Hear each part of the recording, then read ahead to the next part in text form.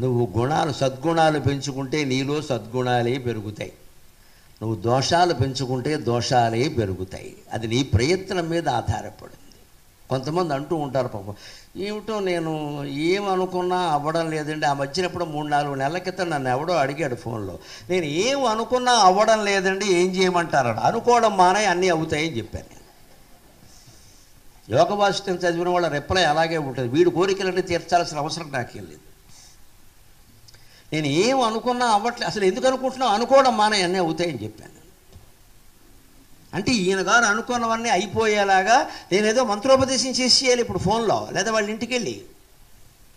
ఇవి అనుకున్నవన్నీ ఏమిటి? ఎవడో పక్కింటి వాడిని చంపేద్దాం అనుకున్నాడేమో నాకేం తెలుసండి. ఇది అనుకున్నవన్నీ అవ్వడం ఏంటి? అనుకున్న మంచి పనులన్నీ అవ్వడం కూడా అనట్లేదు మనుషులు, అనుకున్నవన్నీ అవ్వాలి. దయచేసి అర్చకులకి అందరికీ, ప్రపంచం అందరికీ దీని ద్వారా తెలుస్తుంది కాబట్టి చూస్తున్నాం. మనోవాంఛా ఫలసిద్ధిరస్తు అనే ఆశీర్వచనం మొత్తం పరిహరించాలండి. అది దుర్మార్గపు ఆశీర్వచనం, అది చేయకూడదండి, అది చేయకూడదు. సద్వాంఛా ఫలసిద్ధిరస్తు అని మాత్రమే అనాలి. మంచి కోరికైతేనే తీరాలి. వీడి మనస్సులో ఉన్న ప్రతి వెధవ కోరిక తీరాలండి. యావత్ వేద పండితులకు నమస్కారం పెట్టుకోతున్న ఈ దుర్మార్గపు మాటను వైదిక సాహిత్యం నుంచి పరిష్కరించండి, హిందూ మతం బాగుపడుతుంది. మనోవాంఛ ఏమిటంటే వాడి మనసులో మర్డర్ చేద్దామని ఉంది, నువ్వు ఇస్తావా? నీకు తెలుసా వాడి మనసులో ఏముందో? నువ్వు దూరావా? మనోవాంఛ అంత పనికిమాలిన మాట అది. గుడి ముందు బోర్డు పెడతారు, మీ కోరికలన్నీ అన్నీ ఎందుకు తీరాలండి? మంచివే తీరాలి, చెడ్డవి తీరడం ఏంటి? మన కోరిక ప్రతిదీ మంచిదా? 100 కోట్లు ఉన్నవాడు కూడా 1000 కోట్లు కొడతాడండి, ఎందుకు తీరాలి? ఒక పేదవాడు ఎవడన్నా నాకు తిండి లేదు అంటే వాడు కోరిక తీరాలి అని మనం అనొచ్చండి. 100 కోట్లు ఉన్నవాడు 1000 కోట్ల కోసం యజ్ఞం చేయమంటే మనం చేసేస్తున్నామే. మనం వేద పండితులమేనా? మనం పురోహితులమేనా? నమశివాయ నమశివాయ. నీకెందుకురా ఇంత డబ్బు అని అడగాలి కదా, ఖచ్చితంగా. నీకెందుకురా ఇంత డబ్బు అని అడగాలి కదా. ఆ ధైర్యం ఉండాలి, ఆ ధైర్యం ఉండాలి. లేకపోతే ఏం లేదు. మొన్న ఎన్నికలకు ముందు కూడా ఓ పెద్ద మనిషి పేరు చెప్పాను, నాకు ఫోన్ చేసి, నేను అదేమిటి ఈ మధ్య బాగా ప్రసిద్ధ రాజశ్యామల, దాన్ని రాజకీయ శ్యామలు చేసేసారు. రాజశ్యామల యాగం చేస్తున్నానండి, నేను మంత్రి అవ్వాలండి, మీరు రావాలండి అన్నాడు. నువ్వు మంత్రి అవ్వడం నాకు ఇష్టం లేదు, నేను రానని చెప్పాను. నేను నువ్వు గెలవడం కూడా నాకు ఇష్టం లేదని చెప్పాను. That is Garikapati, that is Garikapati. నువ్వు మంత్రి అవ్వడం కాదు, నువ్వు గెలవడం కూడా నాకు ఇష్టం లేదు, నేను రానుపో అని చెప్పాను. పైగా శ్యామలాదేవితో పెట్టుకోక మూత ఎగిరిపోతుందని చెప్పాను నేను. మన ఇష్టం వచ్చినట్టు చేయకూడదండి. లోక కళ్యాణం కోసం మాత్రమే యాగాలు చెయ్యాలి. స్వార్థ ప్రయోజనం కోసం చేస్తే వీపు వాయగొట్టేస్తుంది అమ్మవారు. ఎవరితోనైనా పెట్టుకోవచ్చు, అమ్మవారితో పెట్టుకోకూడదండి. విష్ణువు సాత్వికుడు, శివుడు సాత్వికుడు, రాముడు కృష్ణుడు అందరూ సాత్వికులు. అమ్మవారు ఎంత సాత్వికురాలో అంత ఘటికురాలు, తోలొల్చేస్తుంది పట్టుకుని. దేవీ ఉపాసన సామాన్యమైంది కాదది, అందరూ చేసేది కాదది. పిచ్చి పిచ్చి కోరికలతో ఎవడి స్వార్థం కోసం యజ్ఞాలు చేస్తే చేసిన వాడిని చేయించుకున్నవాడిని ఇద్దరిని వేసేస్తుంది ఆవిడ. నేను మొహమాటం లేకుండా నువ్వు చేసే అధవయాగానికి నేను రావడం ఎడాలపా, నన్ను ఎలా పిలిచావు, నీకు ఎంత ధైర్యం అని అడిగాను నేను చెబుతున్న ప్రవచనాలంటే నీ పిలిపేంటి ఇక్కడ వినరండి. ఆయన ఏదో గొప్పవాడు, వచ్చాయి, ఆయన గొప్పవాడని తెలిసింది, వచ్చాయి. నా ప్రాణం పోయినా అటువంటి పనులు చేయనండి. నాకు కులరహితంగా, మతరహితంగా, ప్రాంతరహితంగా, భాషారహితంగా, స్త్రీ పురుష భేద రహితంగా సమసమాజం ఏర్పడమే నా లక్ష్యం. సమసమాజం ఏర్పడమే నా లక్ష్యం. ఆత్మజ్ఞానంతో కూడిన మనుషులు ఉండాలి తప్ప కులాలు మతాలు ఈ అధవ మాటలు నా దగ్గర మాట్లాడద్దు, అసలు కుదరదండి. మొత్తం సమస్త జీవరాశి ఒక్కటే. చెప్పగలిగితే చీమలకి, కుక్కలకి, దోమలకి కూడా చెప్పడానికి నేను సిద్ధంగా ఉందమ్మా. నా భాష వాళ్ళకి వాటికి అర్థం కాదు కదా. నా తెలుగు భాష తెలుగు వాళ్ళకే అర్థం కావట్లేదు, కుక్కలకేం అర్థం అవుతుంది, మనుషులకే అర్థం కావట్లేదు.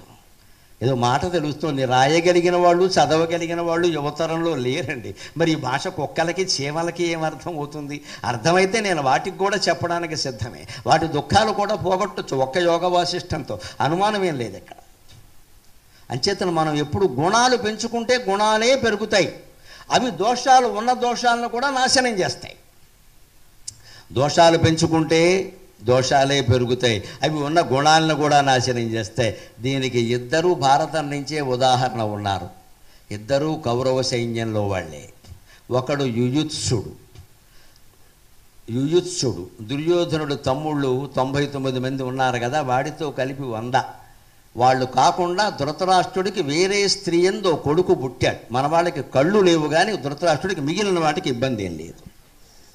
అన్ని విషయాల్లో చాలా సమర్థుడు. ఈ 100 మంది సరిపోలా ఈ సన్నాసిగా 101 వాడిని పుట్టించాడు ఇక్కడ. పైగా వీడు ఎంత కాముకుడు అంటే గాంధారితో పాటు ఆవిడ చెల్లెళ్ళని 10 మందిని వీడే చేసుకున్నాడు. వీడు ఎప్పుడు పుట్టాడో తెలుసా? విచిత్రం. భారతం చెబితే మనిషి కనీసం భార్య మీద ప్రేమతో 1 ఏడాది ఈ కోరికను వాయిదా వేసుకోలేడా? అంత దుర్మార్గుడు ధృతరాష్ట్రుడు. గాంధారి కడుపుతో ఉండగా ఆవిడ భోగానికి పనికిరాదు కాబట్టి ఇంకో స్త్రీని పెట్టుకున్నాడండి వీడు, కేవలం భోగం కోసం. ఆవిడకు పుట్టాడు యుయుత్సుడు. ఇది వీళ్ళ వైభవాలు. మరి గాంధారి అలాగే చావాలా? ఆవిడ కడుపుతో ఉంది కదా, ఆవిడకి సేవ చేస్తూ ఉండొచ్చు కదా. ఈ లోపు నువ్వు కకృతి పడిపోవాలా? అది ధృతరాష్ట్రుడు. అప్పుడు పుట్టాడు. కానీ అలాంటి పుట్టికైనా వాడు అలాంటి వాడు కాదండి. 100 మంది వేరు, వాడు వేరు. వాడు చిన్నప్పటి నుంచి పాండవుల్ని కౌరవుల్ని గమనిస్తున్నాడు. వీడితో కలిపి 101, కానీ గమనిస్తున్నాడు. ఈ దుర్యోధనుడు దుర్బుద్ధులు కూడా గమనించాడు. ద్రౌపదీ వస్త్రాపహరణం సహా అనేక సందర్భాల్లో వాడు పాండవుల తరఫున మాట్లాడాడు, కౌరవులను సమర్థించాడు. ముఖ్యంగా ఒక తీవ్రమైన చర్య తీసుకున్నాడు. దుర్యోధనుడు కాదు, ధర్మరాజు ఆశ్చర్యపోయాడు దానికి. యుద్ధం ప్రారంభమవుతుంటే సేనయోరుభయోర్ మధ్య రథం స్థాపయమేచ్యుత అని అటు 11 లక్షల సైన్యం, ఇటు 7 లక్షల సైన్యం సిద్ధంగా ఉంటే ఈ మధ్యలో ధర్మరాజు ఉన్నట్టుండి రథం దిగాడు. భగవద్గీత అయిపోయాక రథం దిగాడు. పాండవులందరూ ఆశ్చర్యపోతున్నారు. ఏమిటి ఈయన ఉన్నట్టుండి రథం దిగాడు? దిగి ఉన్నవాడు ఊరుకొని పోనీ ఏదో లఘుశంకకి పక్కకెడితే అది వేరే విషయం. అది కౌరవుల దగ్గరికి ఎడుతున్నాడు. పోయి ఇదేమిటిది? ఇప్పుడు యుద్ధం మొదలవుతుంటే అక్కడికి ఎడుతున్నాడు. వెళ్ళి దుర్యోధనుడు ఏమన్నా కాళ్ళెట్టేసుకుంటాడా? భీష్ముడు కాళ్ళ మీద పడతాడేమో, యుద్ధం వద్దంటాడేమో, నేను దొరికిపోయాను అంటాడేమో, ఏమైనా అంటాడు. ఈయన అహింస అహింస అంటాడు కదా మరి అని కంగారు పడిపోతున్నారు అందరూ. భీముడు, అర్జునుడు, నకులుడు, సహదేవుడు అందరూ వాళ్ళ మనస్సులో అనుకుంటే కృష్ణుడు ఒక్కడే యోగీశ్వర కృష్ణక. కంగారు పడకండి, ధర్మరాజు మీకు అర్థం కాలేదు, మీకు అర్థం కాలేదు. ఆయన మనం అవమానపడే పని చెయ్యడు, మీరు వదిలేయండి చూడండి అన్నాడు ఆయన. ఆయన వెళ్ళి భీష్ముడి దగ్గరికి అక్కడ మధ్యలో ఉండి ప్రకటించాడు. ఏమిటో తెలుసా? నేను స్పష్టంగా ప్రకటిస్తున్నాను, నాకెవరి పట్ల ద్వేషం లేదు, ప్రేమ లేదు. నాది ధర్మం అని భావించిన వాళ్ళు కౌరవ సైన్యంలో ఉంటే ఇటు రావచ్చు, నేను స్వాగతం పలుకుతున్నాను. నాది అధర్మం అని భావించిన వాళ్ళు పాండవ సైన్యంలో ఉంటే అటు వెళ్ళిపోవచ్చు, నేను నమస్కారం పెడుతున్నాను అన్నాడు. అది ధర్మరాజు. యమధర్మరాజు యొక్క ఆశీర్వచనం సామాన్యుడు ఎలా పడతాడండి?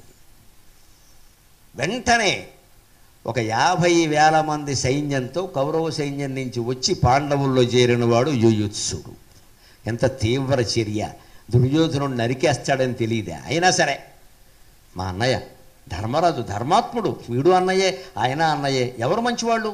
నాకు మంచితనం కావాలి, ఈ పుట్టుక దేనికి ఇక్కడ?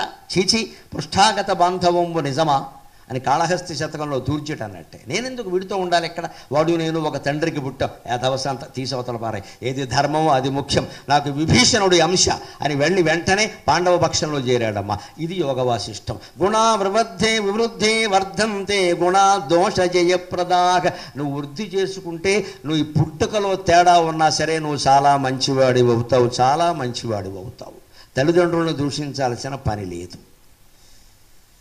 ఇంకో మాట, ఆ పాత్ర కూడా భారతంలోనే ఉంది. దయనీయమైన పాత్ర, దైవోపహతమైన పాత్ర. దోష వివృద్ధే వర్ధంతే దోష గుణ వినాశనాక. నీలో ఉండే దోషాలే నువ్వు వృద్ధి చేసుకుంటే ఆ దోషాలే పెరుగుతాయి, ఉన్న మంచి గుణాలు కూడా నాశనమైపోతాయి. కర్ణుడు దీనికి ఉదాహరణ. స్వతహాగా మంచివాడు, జాలి పడవలసిన వాడు. కుంతీదేవి ఆయనకి అన్యాయం చేసింది, అందులో తేడా ఏమీ లేదు. ఆవిడకి ఏ శిక్ష వేసినా తప్పు లేదు. కానీ అక్కడి నుంచి తన జీవితాన్ని మొత్తం పాడు చేసుకున్నది కర్ణుడే కదండి. కుంతీదేవి ఎక్కడ పాడు చేసింది? ఒక మొదటి చర్య అన్నింటికీ కారణం అంటే అలాగా తప్పది. కర్ణపాత్ర విశ్లేషణ అలా చేయకూడదు. కర్ణుడి విషయంలో కుంతి అన్యాయం చేసింది నిజం, కానీ తర్వాత ఆయన జీవితాన్ని నిర్మాణం చేసుకోవచ్చు కదా. దుర్యోధనుడి పక్షంలో చేరమని ఎవరు చెప్పాడు? పోనీ అస్త్ర విద్యా ప్రదర్శనలో ఆయన ఏదో అవమానించారు కాబట్టి ఆయన దుర్యోధనుడి పక్షంలో చేరాడు అనుకుందాం. ఆయన చేసిన ప్రతి దుర్మార్గాన్ని సమర్థించాలా? అవసరమా? భీష్ముడు చిన్న మాట, అర్ధరథుడు అంటే నువ్వు ఉన్నంతకాలం నేను యుద్ధం చేయనని బయటకు వచ్చాడే, ద్రౌపదీదేవిని వస్త్రాపహరణం చేస్తుంటే ఈ దుర్మార్గాన్ని నేను చూడలేను అని కర్ణుడు బయటకు వచ్చి ఉంటే భారతం వేరుగా ఉండేది, భారతం వేరుగా ఉండేది. బయటికి రాకపోగా ఈ దుర్మార్గుడు ఆ దుర్మార్గుడితో కలిసి దుర్మార్గుడై మరింత దుర్మార్గుడై ద్రౌపదిని ఏమన్నాడు అంటే, 5 మొగుళ్ళు ఉన్నారు, నీకు సిగ్గు లేదు, 5 నిన్ను కాపాడలేకపోయారు, 6వ వాడిని ఎంచుకో అని మాట్లాడాడమ్మా.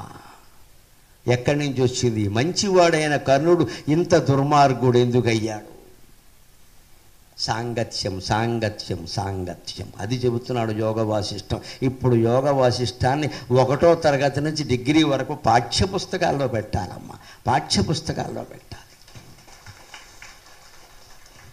గుణాభివృద్ధే వర్ధంతే గుణా దోష జయప్రదాగా. నీలో మంచి గుణాలు నువ్వు పెంచుకుంటే మంచి గుణాలు పెరగడంతో పాటుగా అప్పటి వరకు ఉన్న పేకాట ఆడటమో సిగరెట్లు కాల్చడమో లాంటి లోపాలు పోతాయి, ఏం అనుమానమే లేదు. దోషాలే పెంచుకున్నామనుకో, చదువుకోవడం మానేసి సిగరెట్టే కదా అని కాల్చడం, ఓ పెగ్గే కదా అని వేసుకోవడం మొదలెట్టామనుకో, అక్కడి నుంచి వాటితో మంచి గుణాలు పోయి దుర్గుణాలు బాగా పెరిగిపోతాయి. రెండిటికి ఈశ్వరుడు ఒకదానికి ఉదాహరణ, కర్ణుడు ఒకదానికి ఉదాహరణ. జీవితాల్ని మనం పాడు చేసుకుంటున్నామా, వారు పాడు చేస్తున్నారా? కేవలం ప్రయత్నంతోనే పూర్వజన్మ కర్మని కూడా జయించి తన కులాన్ని తన జీవితాన్ని మార్చుకున్న మహానుభావుడు గురించి ఇప్పుడు చెబుతున్నాడు. ఆయన గురించి తెలుసుకుని 5 నిమిషాల్లో మనం సెలవు తీసుకుందాం. విశ్వామిత్రేణ మునినా. విశ్వామిత్రుడు అనగానే నేను పరవశించిపోతానమ్మా. ఎవరైనా మీ పేరు చెప్పండి అంటే, చతుస్సాగర పర్యంతం గోబ్రాహ్మణేభ్యః శుభం భవతు, గోబ్రాహ్మణేభ్యః శుభం భవతు. విశ్వామిత్ర అఘమర్షణ కౌశికత్రయారుషేయ ప్రవరాన్విత కౌశిక గోత్రోద్భవః ఆపస్తంభసూత్రః కృష్ణయజుర్వేద శాఖాధ్యాయీ వెంకట బసవ నరసింహరావు నామధేయః అహంభో అభివాదయే అని రోజు స్నానానంతరం నేను సంకల్పం చెప్పుకుంటా. మాది విశ్వామిత్రుడు గోత్రం, అందుకే కాస్త కోపం ఉంటుంది, తట్టుకోవాలి. విశ్వామిత్రుడు, అఘమర్షణుడు, కౌశికుడు మా వంశానికి మూల పురుషులైన ఋషులు. మా కోపం అంతా ధర్మం కోసమే, అధర్మం ఇంకేదో ఎవరి మీద కోప్పడాలని మాకు ఎందుకుంటుంది? విశ్వామిత్రేణ మునినా దైవముత్సృజ్య దూరతః పౌరుషేణైవ సంప్రాప్తం బ్రాహ్మణ్యం రామ నాన్యథా. విశ్వామిత్ర మహర్షి ఉదాహరణ. ఆయనకి వశిష్ఠుడితో పంతం వచ్చింది, యుద్ధంలో ఓడిపోయాడు. యోగదండం పెట్టాడు వశిష్ఠుడు. అక్కడ విశ్వామిత్రుడు వేసిన బాణాలన్నీ యోగదండం దగ్గరికి వచ్చి వెనక్కి వెళ్ళిపోయి ఆయనకి మంటెత్తిపోయింది. దిగ్బలం క్షత్రియ బలం బ్రహ్మబలమేవ శ్రేష్ఠతక అన్నాడు. ఈ రాజబలం, సైనిక బలం, ఆయుధాలు పనికిరావు, బ్రాహ్మణ బలమే గొప్పది, ఎందుకంటే వాళ్ళు మంత్రవేత్తలు, వాళ్ళు తపస్సులు అని ఆయన ఏం పట్టాడు? వశిష్ఠుడి మీద ఏం కక్ష కట్ల. ఇంత బలం ఎక్కడి నుంచి వచ్చింది? దీనికి తపస్సు వల్ల. ఆ తపస్సు నేను చేస్తా, ఈ రాజ్య పరిపాలన నాకు అక్కల అని వదిలేశాడు. వదిలిస్తే వెంటనే ఏమీ రాలేదండి. ప్రయత్నం గొప్పతనం అంతా విశ్వామిత్రుడి చరిత్రలో ఉంది. దక్షిణ దిక్కును కూర్చుని తపస్సు మొదలెట్టాడు. ఓ ఏడాది చేశాడు. మేనక వచ్చి ఓ సినిమా గీతం ఒకటి పాడింది, జూయెట్టో కాకిరెట్టో అంటే తలుపు వేశాడు. 10 ఏళ్ళు మళ్ళీ తలుపు తీయలే. ఓ పిల్ల పుట్టింది, ఆ పిల్లని వదిలేశాడు. శకుంతల ఆవిడ వదిలేసింది, ఈయన వదిలేశాడు. ఏమనుకున్నాడు? వెంటనే మనలాగే వద్దంటే మొదలెట్టాడు. మరి శనివారం దుర్ముహూర్తం కూడా మొదలెట్టాడు, అవదేటి. ఇలాంటి సెంటిమెంటే వచ్చింది వాడికి కూడా. దక్షిణం వైపున మొదలెట్టాను తపస్సు, తూర్పు వైపున మొదలెట్టాలి అనుకున్నాడు. దక్షిణము తూర్పు సమస్య కాదు, నీ దిక్కుమాలిన బుద్ధి సమస్య. మనం దిక్కులు పట్టుకుని ఎడుస్తాం. ఇక్కడ ఈశాన్యం, తూర్పు, ఇంకోటి. సూర్యోదయాన్ని బట్టి ఈ దిక్కులు నిర్ణయం అయ్యాయి. ఎంతకంటే భూమి గుండ్రంగా ఉండి విపరీతమైన వేగంతో సూర్యుడు చుట్టూ తిరుగుతుంటే నన్ను మన్నింతులు కాక దిక్కులేమిటండి మన అజ్ఞానం. కానీ మన అజ్ఞానం ఏదో ఓ చోట సూర్యోదయం కనపడగానే తూర్పు అని మనమే పేరెట్టాం. ఇక్కడ దాన్ని యోగ వాసిష్టంలో ఖండిస్తాడు. నువ్వు అనుకుంటున్నావు దిక్కులని, దిక్కులేం లేవు, నీ దిక్కుమాలినతనం ఒకటే ఉందన్నాడు. అంత పట్టించుకోవలసిన విషయం కాదు అది.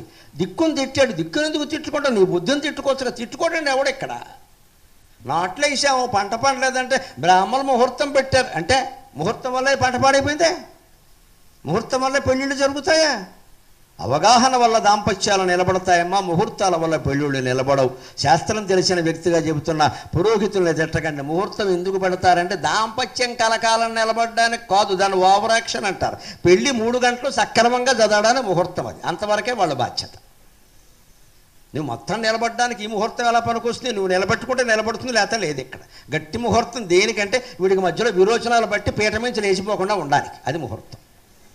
ముహూర్తం అంటే 48 నిమిషాలు. ఏం చెప్తారు ఇక్కడ? 2:48 2 గడియలు 48 మినిట్స్లోనే మీకు అన్నీ జరుగుతుంది. ముహూర్తం 9 గంటల 57 నిమిషాల కంటే 9 గంటల 57కి జీలకర్ర పెట్టిస్తారు, మీరు చూడండి. ఆ తర్వాత 48 నిమిషాల్లోగా తాళి కట్టడం, తలంబరాలు అయిపోవాలి.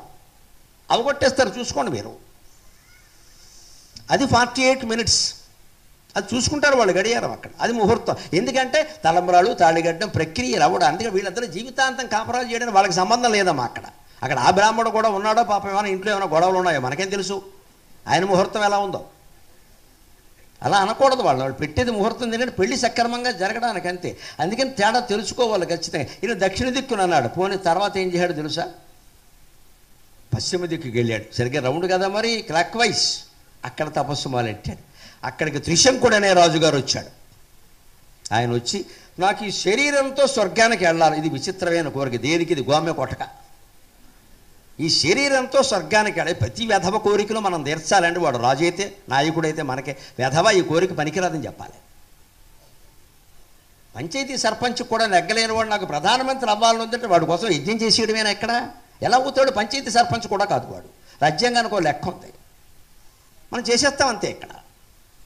అందుకని విశ్వామిత్రుడు ముందు నేను చేయను అన్నాడు. ఆయన బుద్ధి మంచిదే. ఏమిటది? శరీరంతో స్వర్గం నేనే వెళ్ళలేదు, నువ్వెలా పెడతావు? కుదరదన్నాడు. అప్పుడు ఏమన్నాడు? వశిష్ఠుల వారిని అడిగితే కాదన్నారండి, మరి మీ దగ్గరికి వచ్చానండి, మీ ఇష్టం అంతే. ఆయన తెలుగుదేశం పార్టీ, ఈయన కాంగ్రెస్ పార్టీ. ఇది రాజకీయం. రాజకీయం ఇప్పుడు రావడం కూడా అప్పటి నుంచి ఉంది. ఇది వశిష్ఠుల వారిని అడిగితే కాదన్నానండి, మీ దగ్గరకు వచ్చా. వశిష్ఠుడు కాదన్నాడా? నేను చేస్తా అన్నాడు. ఈయనకి ఎందుకండి ఇది రజోగుణం అంటారు దీన్ని. మేనకని అనుభవించడం కోసం 10 ఏళ్ళు తపస్సు మానేయడం ఉందే కామవాంఛ, తమోగుణం. తమోగుణానికి లోనయ్యాడు, తపస్సు పోయింది. ఇప్పుడు రజోగుణం. పోటీ పడుతున్నాడు వశిష్ఠుడితో. వశిష్ఠుడు అంతటి వాడే కాడన్నప్పుడు నేనెలా చేస్తానయ్యా అని చెప్పాలి. లేదు, ఆయనతో నాకెందుకయ్యా పోలిక, నన్ను వదిలేయనా? లేదు, ఆయన కూడా కాదనడానికి నేను చేస్తా. చచ్చి చెడి నానా యాతనలో పడి 10 ఏళ్ళు తపస్సు చేసి ఈ గొప్ప తపస్సును ఎందుకు ఉపయోగించాడంటే వీడిని స్వర్గానికి పంపడానికి. వాడిని స్వర్గానికి పంపితే వీడికి వచ్చేది ఏమిటండి? ఇదే పిచ్చి. పంపాడు, పైకి పంపాడు. పంపేకి ఏమైంది? వీడికి రావడానికి అర్హత లేదని దేవేంద్రుడు అక్కడుండి ఒక తన్ను దాన్నాడు. వాడు ఎంతకంటే తపస్సు చేశాడు. మరి వీడికి కిందకు వచ్చాడు. అప్పటి నుంచి విశ్వామిత్రుడు చెడ్డడ్డం పెట్టాడు. అంటే యోగదండం రాకు, కిందకి రాకన్నాడు. అప్పుడు పైకి వెళ్ళలేక కిందికి వెళ్ళలేక మధ్యలో ఉన్నాడు. అందుకే త్రిశంకు స్వర్గం అన్నారు. ఎప్పుడైనా ఏ పార్టీకి మెజారిటీ రాకపోతే త్రిశంకు శాసన సభ అంటారు. అటు లేదు, ఇటు లేదు, మధ్యలో ఉన్నాడు. మధ్యలో ఉన్నవాడిని పోనీ వేధవా ఉన్నావని వదిలేసి ఉండో త్రిశంకు, నేనంటే ఏమనుకుంటావు, నీకోసం స్వర్గాన్ని సృష్టిస్తా అని ఒక రంభని, ఒక దేవేంద్రుణ్ణి, ఒక ఊర్వశిని అందరినీ తన తపశ్శక్తి పెట్టి వీడి కోసం సృష్టించాడు. ఇంత ఓవర్ యాక్షన్ అవసరమా? ఇది ఏమైనా లోకోపకారమా? ఓ పనికి మాలిన వాడి కోసం నీకెందుకు ఇంత? ఒక్కో మనిషి ఇలా ఉంటాడండి. ఇంత చేశాడు. అయినా చివరికి బ్రహ్మాది దేవతలంతా దిగొచ్చి, మహర్షి నువ్వు చేస్తున్నది పిచ్చి పని. అప్పుడు ఇంకా మామూలుగా ఉండలేదుట. వంకాయలు ఆయన సృష్టిస్తే మెట్ట వంకాయ నీటి ఆయన సృష్టిస్తే నీటి వంకాయ ఈయన సృష్టించాట. చిలకడ దుంపలు ఆయన సృష్టిస్తే బంగాళదుంపలు ఈయన సృష్టించాట. ఇప్పటికే మాకు బ్రాహ్మణులు తద్దినాల్లో విశ్వామిత్ర సృష్టి వాడరు, బ్రహ్మ సృష్టి వాడతారు. బంగాళదుంపలు మీకు తద్దినాల్లో కనపడవు. వంకాయ కూర ఎంత ఇష్టమైనా తద్దినాల్లో కనపడదు. గోంగూర పచ్చడి ఎంత ఇష్టమైనా తద్దినాల్లో కనపడదు. ఎందుకంటే అది విశ్వామిత్ర సృష్టి. మనలో మనమాట ఒక రహస్యం చెబుతా. ఇది పురాణ కథ. విశ్వామిత్ర సృష్టి అనే పేరున్న పదార్థాలన్నీ మీరు చూడండి, అవి విదేశాల నుంచి వచ్చిన విత్తనాలు. వంకాయ మంది కాదు, టమోటా మంది కాదు, బంగాళదుంపలు మనవి కావు. దాని పేరే బంగాళాదుంప. అది ఆంధ్రా దుంప కాదు, అది బెంగాల్ నుంచి వచ్చింది.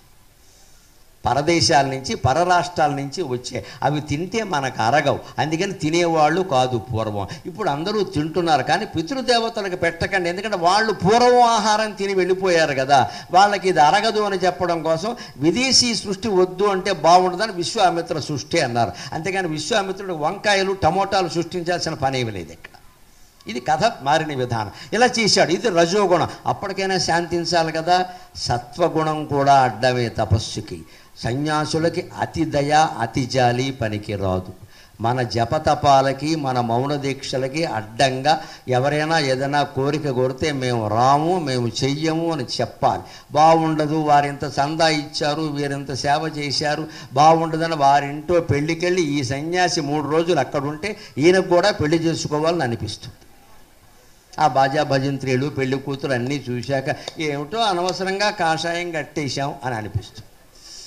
అనిపించకుండా ఉండాలంటే సన్యాసులు పెళ్ళిళ్ళకి వెళ్ళకూడదు. అశుభం అని కాదు, శుభం అని కాదు, మన మనస్సులు మారిపోతాయి. నాకు ఎక్కడైనా నిజం మాట్లాడడమే అలవాటు, పెద్దలు నన్ను మన్నింతురు కాక. వెళ్ళకూడదు, సన్యాసులను మనం పిలవకూడదు పెళ్ళికి. అసలు పెళ్ళైన వాళ్ళనే పిలవాలి, సన్యాసుల్ని పిలవడం ఏంటి? పిలవకూడదు. వాళ్ళ ఆశ్రమం వేరు, వాళ్ళ వ్యవహారం వేరు. బ్రహ్మచర్యం పాటించి సన్యాసిగా ఉన్నవాడిని పెళ్ళికి పిలిస్తే మొత్తం ఈ మోత మోగింపు అంతా చూశాక వాడికి లేనిపోని కోరికలు పుట్టవు. ఎందుకు వచ్చిన గొడవ ఇది? ఇదే సత్వగుణం కూడా దెబ్బతీస్తుంది. జాలి దయ ఉంటాయి, అది దెబ్బతీసింది. 3వది దిక్కు మార్చాడు, ఉత్తరానికి వెళ్ళాడు, అక్కడ తపస్సు చేశాడు. అక్కడ ఏమైంది? సునశ్శేపుడు అనే ఒక బ్రాహ్మణ కుమారుణ్ణి ఒక రాజు యజ్ఞంలో బలి వేయడానికి సిద్ధపడ్డాడు. దాని కథ అంతా వేరే ఉంది. సిద్ధపడ్డాడు. ఆ బాలుడు ఏడుస్తున్నాడు, ఎందుకంటే ఆయనకి 3 కుమారులు తండ్రికి. ఆయన్ని పోషించలేకపోతున్నాడు. రాజుగారు అన్నాడు, ఎవరైనా వాళ్ళ కుమారుణ్ణి నాకు ఇస్తే ఆ కుటుంబాన్ని మొత్తం జీవితాంతం నేనే పోషిస్తా అన్నాడు. ఈయన ఏమనుకున్నాడు?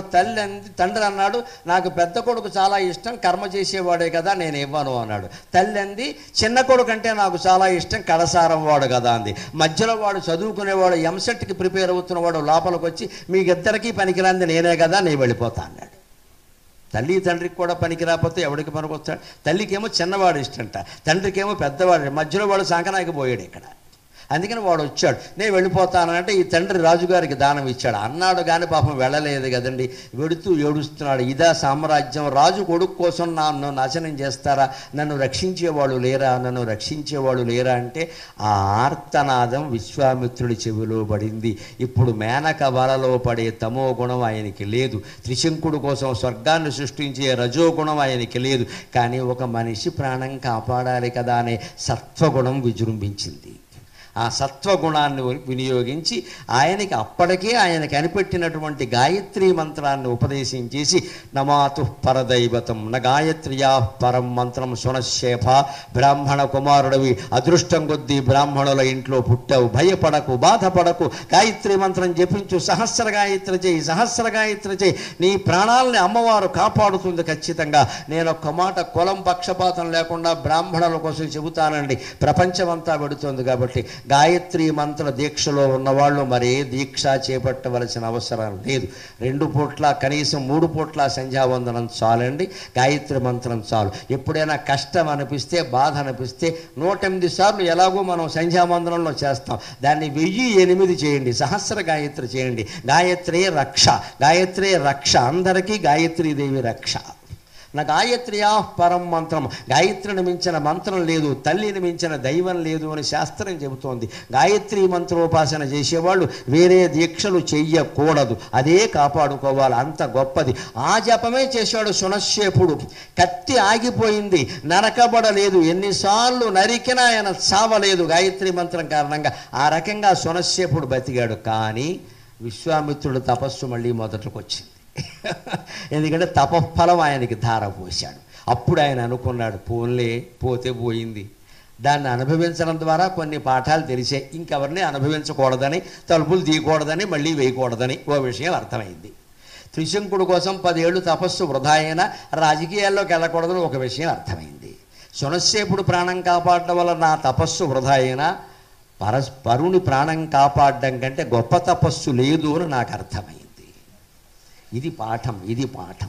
అందుకే ఇక్కడ యోగ వాసిష్టంలో విశ్వామిత్రుడు హీరో. విశ్వామిత్రేణ మునినా దైవముత్సృజ్య దూరతగా.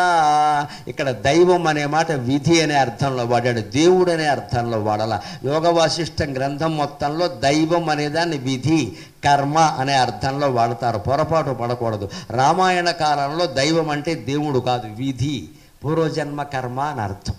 అందుకని దైవము సృజ్య దూరత అంటే దేవుణ్ణి దూరంగా పెట్టల, ఆ విధి అనేదాన్ని దూరంగా పెట్టాడు. నువ్వు నన్నేం చేస్తావు? పౌరుషేణైవ సంప్రాప్తం బ్రాహ్మణ్యం రామ నాన్యథా. ఆ రకంగా విశ్వామిత్రుడు బ్రాహ్మణ్యాన్ని తపస్సుతో పొందాడయ్యా, ప్రయత్నంతో పొందాడయ్యా, అంతేగాని వేరే మార్గం ద్వారా పొందలేదు కదా. మొత్తం మీద 4వ దిక్కులో తపస్సు చేసి ఆయన క్షత్రియుడు బ్రాహ్మణుడు అయ్యాడు కదా. నువ్వు కూడా ఏదనుకుంటే అది అవ్వగలవు కదా ఖచ్చితంగా అని ఇప్పుడు ఒక్క మాట చెప్పి ఈ పూటకి సెలవు తీసుకుందాం. ఒక్క మాట మన ఇళ్లల్లో వినపడకూడదండి. దైవం సంప్రేరయతి మాం ఇది దగ్ధధియాం ముఖం, దైవం సంప్రేరయతి మాం ఇది దగ్ధధియాం ముఖం, అదృష్టశ్రేష్ఠ దృష్టీనాం దృష్ట్వా లక్ష్మీర్నివర్తతే అన్నాడు. ఏ ఇంట్లోనైనా సరే ప్రతి మాటకి దేవుడు ఎలా రాశాడమ్మా, విధమ్మా, కర్మమ్మా, ఈ మాట 2 సార్లు మించి 3వసారి వస్తే వాడు మోహం చూడద్దని చెప్పింది యోగ వాసిష్టం. ఇంత సినిమాట ఇంకోటి లేదమ్మా, వదిలేయండి దీన్ని. ప్రతిదానికి కర్మ విధి, దేవుడు ఎలా రాశాడు, ఏ దేవుడు ఏ పెన్నతో రాశాడు, double Penna, single Penna, ball Penna, ఏం పెన్ అండి, ఎవడు చూశాడండి? ఈ మాటలన్నీ మాట్లాడుతున్నారు ఎక్కడ. రాశాడంటే కర్మ అంతే కదా. ఏమిటా కర్మ? నీకు తెలిసిందా నిజంగా? అసలు మన దేశంలో తెలిసిన విషయాల కంటే తెలియని విషయాల గురించి మాట్లాడడమే ఎక్కువ. ప్రతివాడు సిద్ధాంతే, ప్రతివాడు మహాతపస్వే. ఎవడు మగ్గానికి వాడే సేనాపతి, ఎవడు సూత్రానికి వాడే వ్యాసుడు, ఎవడు సిద్ధాంతానికి వాడే ఇక్కడ మహర్షి.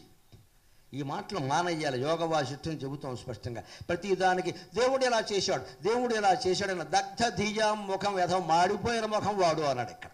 దగ్ధధియాం ముఖం, పౌరుషం లేదు, చేవ లేదు, శక్తి లేదు, ముఖం మాడిపోయింది, వాడు బుద్ధి కూడా మాడిపోయింది. అందుకే ప్రతిదానికి దేవుడు. ఏమిటా దేవుడు? ఎవడా దేవుడు? నీకు కనపడ్డా? నీకు ఏమన్నా చేశాడా? దేవుడు మనకి చేయటెందుకు చేస్తాడండి? మేలు చేస్తాడు. కానీ ఇది ఎక్కడ మాట? నువ్వు దుఃఖం అనుభవించాల్సి ఉంటే అనుభవిస్తావు. దేవుడు ఎందుకు రాస్తాడు ఆ విషయాన్ని? దేవుడు రాస్తే అందరికీ సుఖాలే రాస్తాడమ్మా, దుఃఖాలు ఎందుకు రాస్తాడు? మన దుఃఖం మన కర్మ వల్ల వచ్చింది. అది ఈ జన్మ కర్మ కావచ్చు, ప్రారంభ కర్మ కావచ్చు. దాన్ని ఏదే రకంగా అనుభవించాలి. కానీ దేవుడు రాశాడంటారేమిటి? అర్థం లేనమాట అని అదృష్ట శ్రేష్ఠ దృష్టి అయిన మాటికి అదృష్టం దురదృష్టం ఈ మాట 3 సార్లకు మించి ఎవడింటోనన్నా వినపడితే జరిగేది ఏమిటో తెలుసా? దృష్ట్వా లక్ష్మీ నివర్తతే. అంతవరకు ఇల్లు శుభ్రంగా ఉండడం వల్ల, ఆచార సంప్రదాయాలు పాటించడం వల్ల, దంపతులిద్దరూ చిత్తశుద్ధి కలిగి ఉండడం వల్ల ఏ లక్ష్మీదేవి వాళ్ళ ఇంట్లో నివాసం ఉందో, ఈ అదృష్టం దురదృష్టం అనే 2 మాటలు వినపడగానే ఆవిడ పారిపోతుంది అక్కడి నుంచి. ఈ వెధవ ఇంట్లో నేను ఉండకూడదు, వీడికి సొంత కృషి మీద నమ్మకం లేదు, ఆత్మవిశ్వాసం లేదు. ఆత్మవిశ్వాసం ఉన్న పరమాత్మ శ్రీ మహావిష్ణువుకి భార్యనై ఉండి సెల్ఫ్ కాన్ఫిడెన్స్, ఆత్మవిశ్వాసం లేని ఈ సన్నాసి ఇంట్లో నేను ఎందుకు ఉండాలి అని ఉన్న సంపదలు కూడా పారిపోతాయి. ఆత్మవిశ్వాసం అంత గొప్పది. తెలియని కర్మ, తెలియని దైవం, తెలియని విధి, తెలియని పూర్వకర్మ, ఈ మాటలు దయచేసి మానేయండి. అంతా ప్రయత్నం. ఆ ప్రయత్నం అనేదే మనకి చాలా ముఖ్యం.